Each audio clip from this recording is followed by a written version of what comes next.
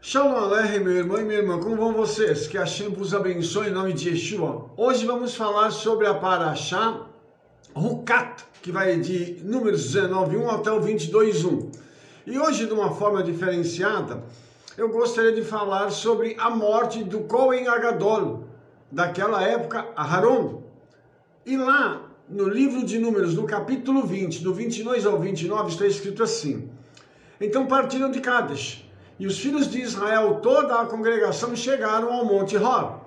E falou o eterno Moshe e Aharon no Monte Hor, nos termos da terra de Edom, dizendo: Aharon será recolhido a seu povo, porque não entrará na terra que tenho dado aos filhos de Israel, porquanto rebeldes fostes a minha ordem nas águas de Meribá. Toma a Aharon e a Eleazar seu filho, e faz-o subir ao Monte Hor, e despe a Aharon de suas vestes, e veste-as em Eleazar seu filho, porque Aharon será recolhido, e morrerá ali. Fez, pois, Moshe como o Eterno lhe ordenara. Subiram ao Monte Hor perante os olhos de toda a congregação, e Moshe despiu a Aharon de suas vestes, e as vestiu Eleazar seu filho, e morreu Aharon ali sobre o cume do monte. E desceram Moshe e Eleazar do monte. Vendo, pois, toda a congregação de Israel que Aharon era morto, choraram a Aharon 30 dias toda a casa de Israel. Então, aqui nós temos uma narrativa, né? Uma história que é contada, uma verdade que é dita sobre a morte de Aharon, a descrição de como ele morreu. Primeiro eu queria falar do Monte Hor, que a palavra Hor em hebraico é Ha-Hor, né? É a montanha da montanha. Então, esse lugar, segundo, né, as pesquisas, ele fica no atual Jebel Nebi Aharon, a 80 quilômetros ao sul do Mar Morto, também ao sul da cidade de Petra, né? Outros identificam como Jebel Medurá, a noroeste do Mar Morto, ou Jebel Akar, ok? Então, nós temos aqui uma coisa interessante, porque o Midrash diz que o sumo sacerdote, né, no caso Aharon, quando ele foi ser recolhido ao seu povo, né, Moshe chegou logo cedinho para ele e falou assim: vamos sair, vamos subir ao monte. E ele falou: por que você chegou aqui tão cedo? Então o Moshe disse para ele assim: uma palavra da Torá turvou meu sonho, não me deixou dormir. Qual é essa estranha palavra? Então eles abriram imediatamente no primeiro livro da Torá e leram os relatos da criação. E quando eles chegaram no relato da morte de Adão e Rava, eles pararam tristes e resignados. Ali Aharon compreendeu que tinha chegado a sua hora. Então, eles chamam Eleazar e eles vão subir ao Monte Hor para poderem realizar essa transição. E uma coisa interessante, porque a Torá usa uma expressão, recolhido a seu povo. Essa palavra recolhido, asap, ela significa reunir, remover e recolher. E a palavra povo aqui é am, que é uma palavra característica do povo de Israel na Torá.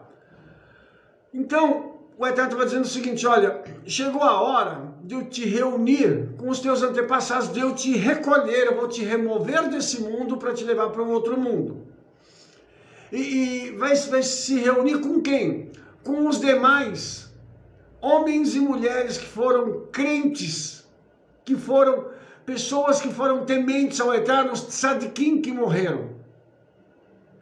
E aí, irmãos, o motivo que o Eterno está dando aqui é porque quando Moshe bateu na rocha a segunda vez, nas águas de Massá e Meribá, naquele evento, né, que fez com que Moshe também não entrasse na Terra Prometida, Aharon, ao invés de tentar frear Moshe, simplesmente assistiu passivamente. E uma das interpretações do Midrash é que Aharon podia ter feito alguma coisa. Não vai bater, não, calma, não faz isso. Ele poderia ter se manifestado, tentando fazer Moshe não ter aquela atitude. Mas segundo o Midrash, ele ficou passivo, e por isso a rebeldia de Moshe também se tornou a rebeldia de Aharon, porque ele viu que ele ia cometer um erro e não parou ele, entendeu? Isso também traz para a gente um princípio, que todas as vezes que nós virmos alguém à beira de fazer alguma coisa errada, nós devemos advertir aquelas pessoas para que nós não nos tornemos cúmplices com aquelas pessoas. É simples assim. Então, se nós tomarmos a Bíblia, e a Bíblia tem uma passagem interessante, tá? Deixa eu abrir aqui para mostrar para vocês, lá no livro de Romanos, no capítulo 1, que diz algo que é assim, assustador, tá? Então vamos ver lá, Romanos 1, 32. Ele já vem fazendo um relato e ele diz assim, nesse versículo: os quais, sabendo a justiça de Elohim, que são dignos de morte os que tais coisas praticam, porque ele veio falando de pecados cometidos, né?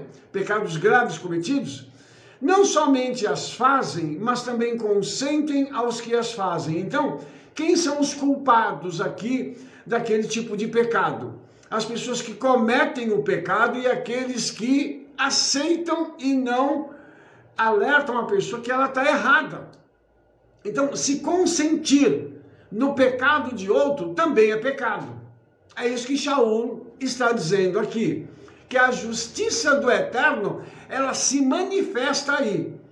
Quem é punido então? A pessoa fala mal do outro, ela é punida. O outro que estava ao lado e viu aquilo e não disse: fulano, você não pode fazer isso.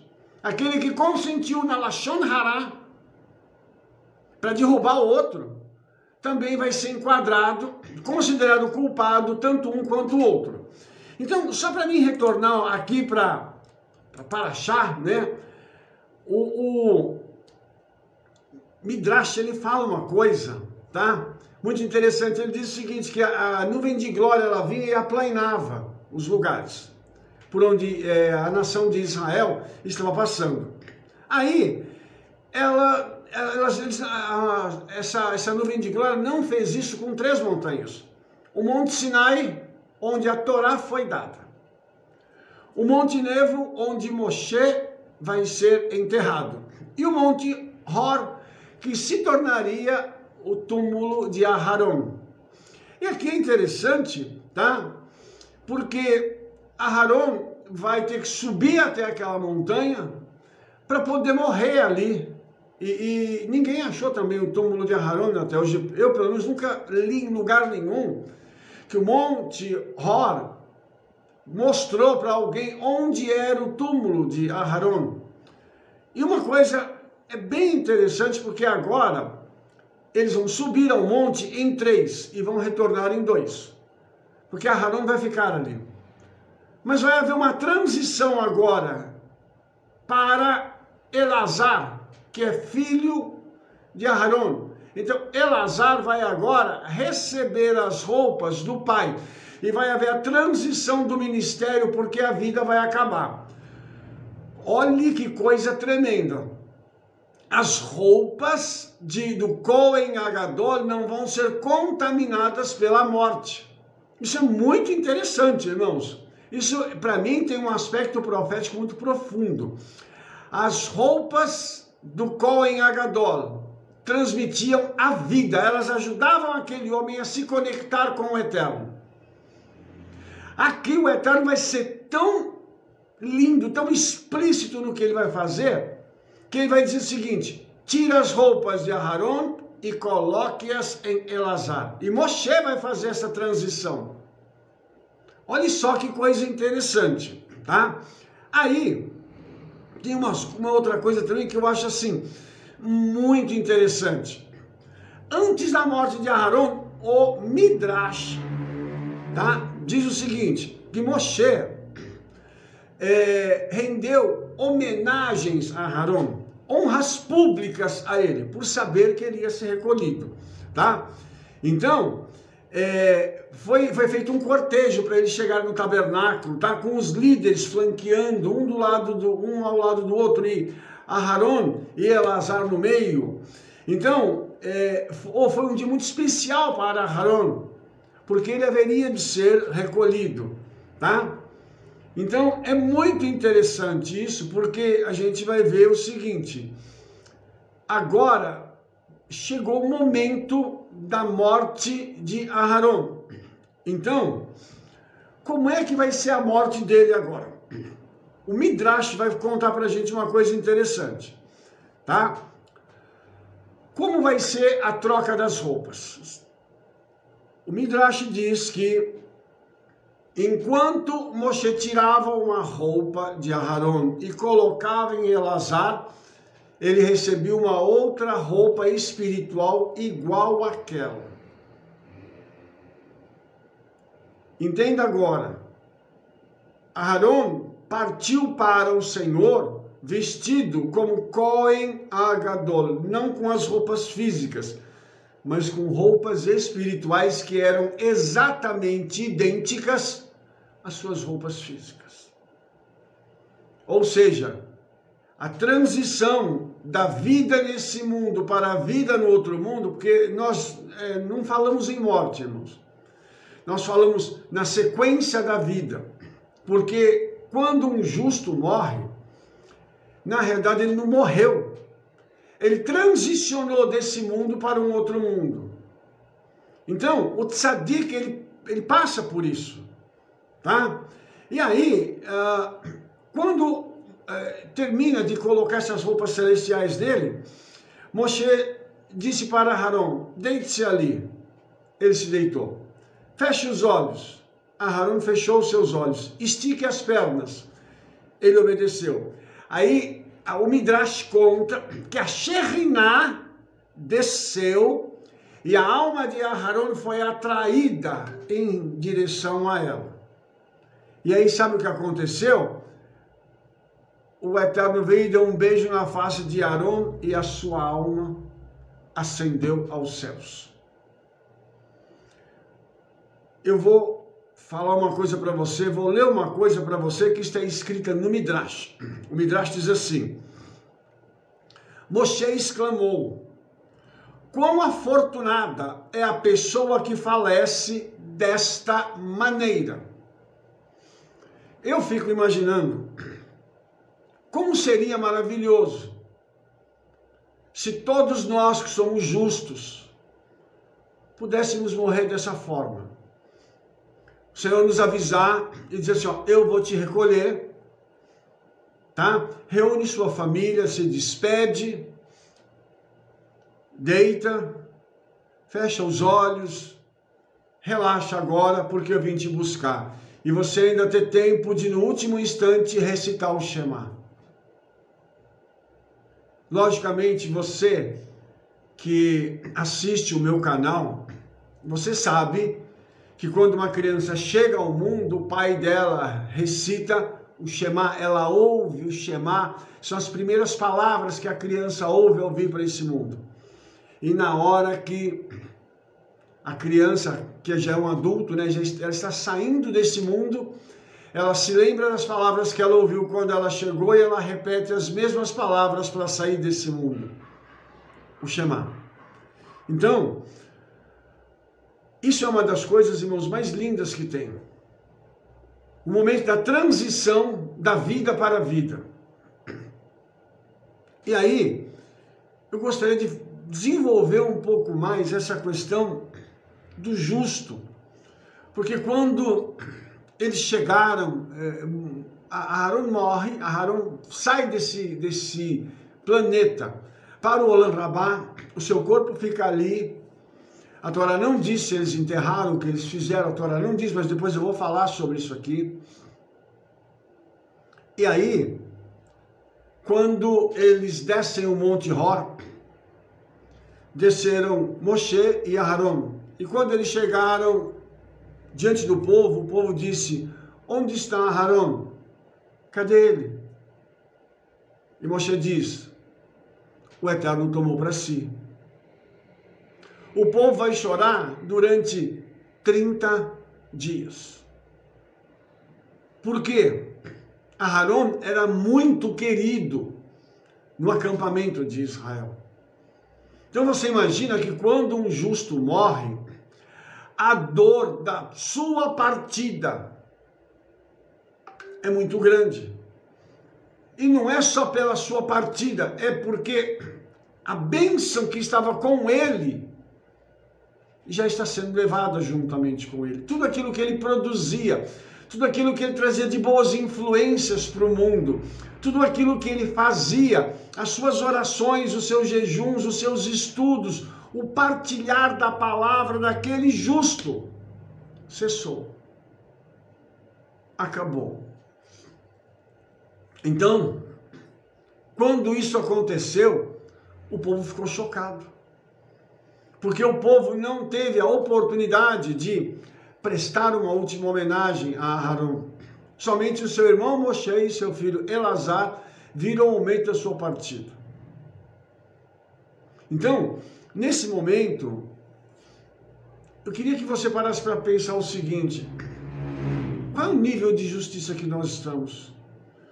Qual é o nível de comprometimento com o eterno que nós temos? Para que a nossa vida e a nossa partida possa ser como a de Aharon.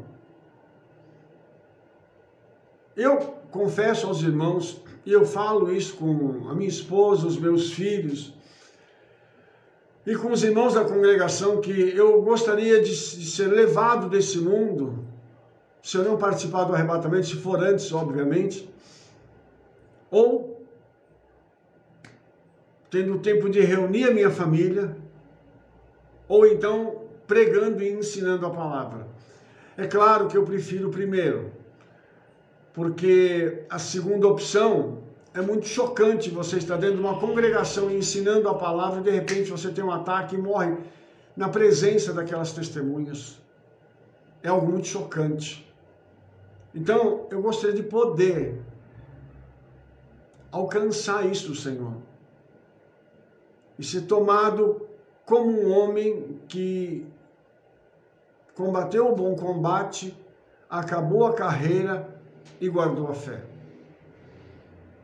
Sabendo que há uma coroa de justiça preparada para mim, mas não só para mim, para todos vocês que me ouvem, para todos aqueles que são santos do Senhor, os tzadikim desta geração, aqueles que ainda vão trabalhar muito para que a obra de Yeshua seja levada adiante, aquelas pessoas que ainda vão se gastar, vão consumir as suas vidas, as suas forças, para pregar a palavra, para ensinar a palavra, para tirar as pessoas do nível da infantilidade e levá-los à maturidade através do ensino da palavra.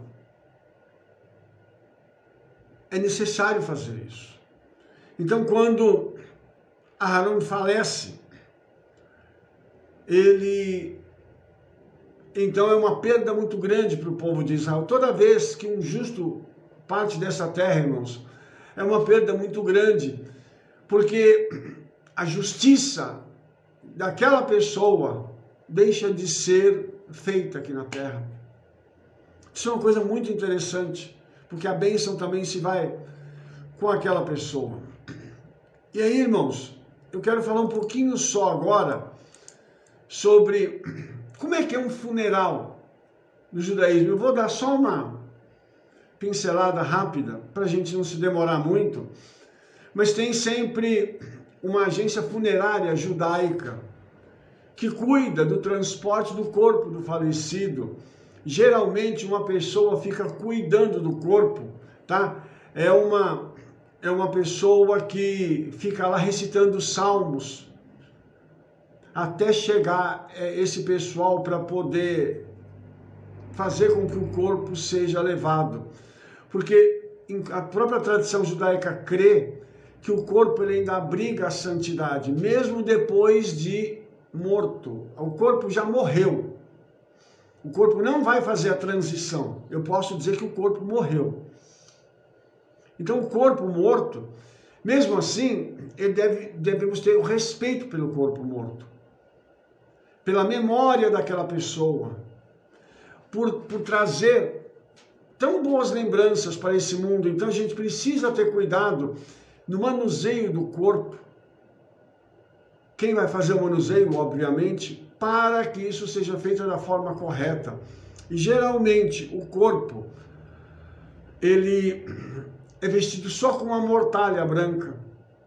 Em alguns casos, um talit é colocado também sobre o corpo, com uma das franjas cortadas. Eu já falei sobre isso num vídeo, a franja é cortada, dando-nos então o entendimento de que aquela pessoa não vai mais cumprir os mandamentos. Tudo que ela tinha que fazer, ela fez até aquele instante. Então há uma simplicidade muito grande no funeral judaico. Segundo a gente vê na tradição, um caixão muito simples é confeccionado para que aquela pessoa possa ter o seu corpo transportado. Porque ele vai ser colocado na terra, porque do pó veio, ao pó tornará.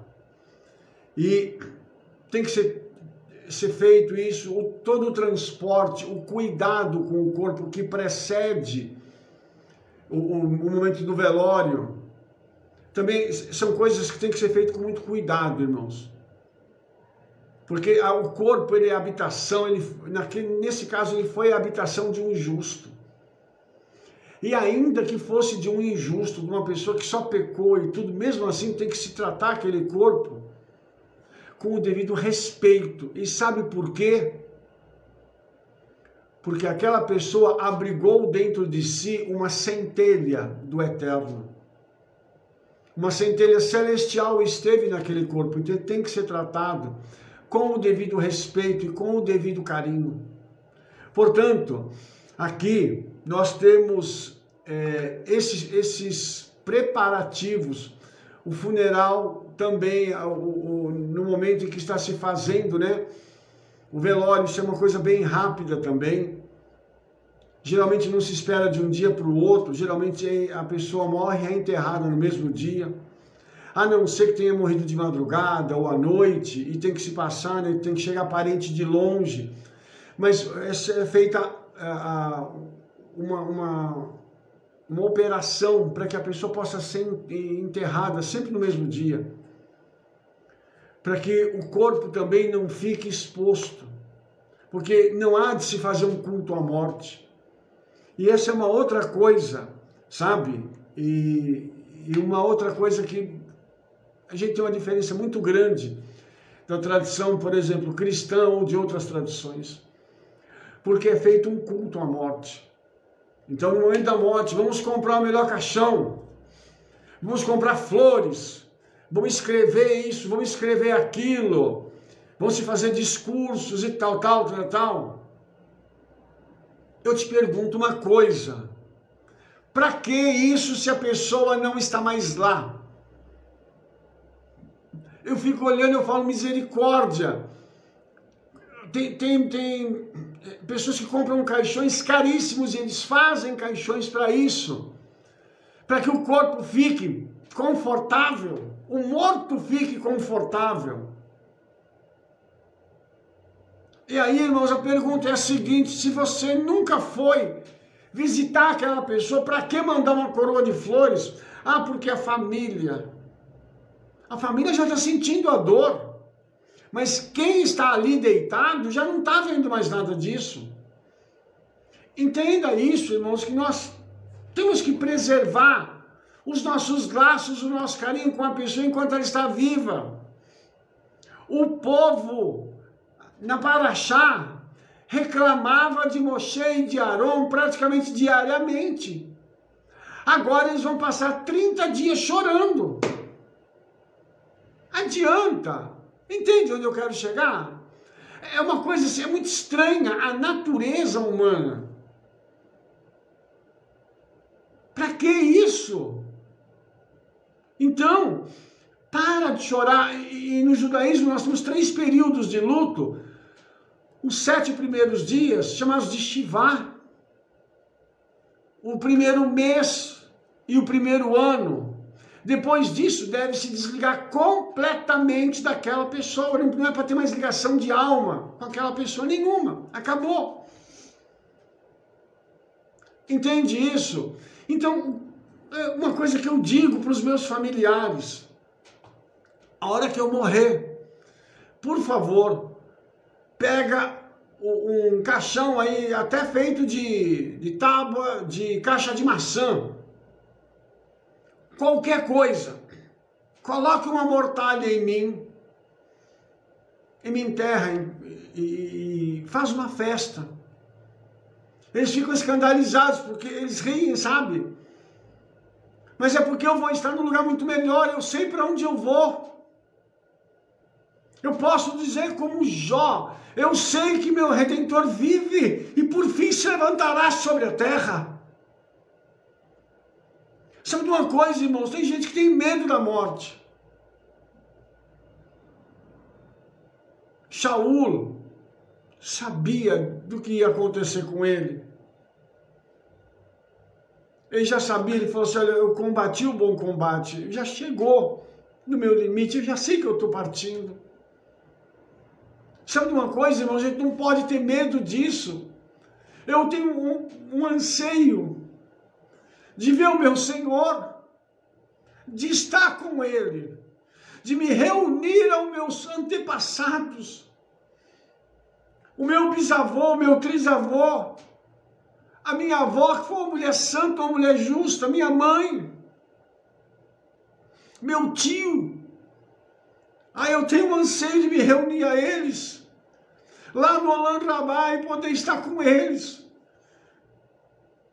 E você pode dizer assim, mas Rabino, e as pessoas que você vai deixar aqui? Hoje, irmãos, a gente pode fazer só uma coisa, assim como Aarón fazia. Ele ensinava a Torá, ele dava um exemplo de santidade, de conexão com o Eterno, para que as pessoas não se perdessem. A gente não pode garantir a salvação de ninguém, a não ser a nossa. E por outro lado, o que nós podemos fazer é interceder por essas pessoas, é orar, é ensinar no caminho certo. Para que quando chegar o momento da nossa partida, como tzadikim, como justos, possamos ser reunidos às mansões celestiais para estar com Hashem, para estar com Yeshua, para sempre. É isso que ele diz lá em João. Então, irmãos, quando eu leio isso, eu vejo isso e eu falo assim, puxa vida, que coisa tremenda. Me lembrando que vai chegar um dia em que o shofar vai tocar e os mortos ressuscitarão. Aqueles que morreram crendo em Yeshua, aqueles que morreram com a esperança no Mashiach, ressuscitarão. E vão receber um corpo glorificado.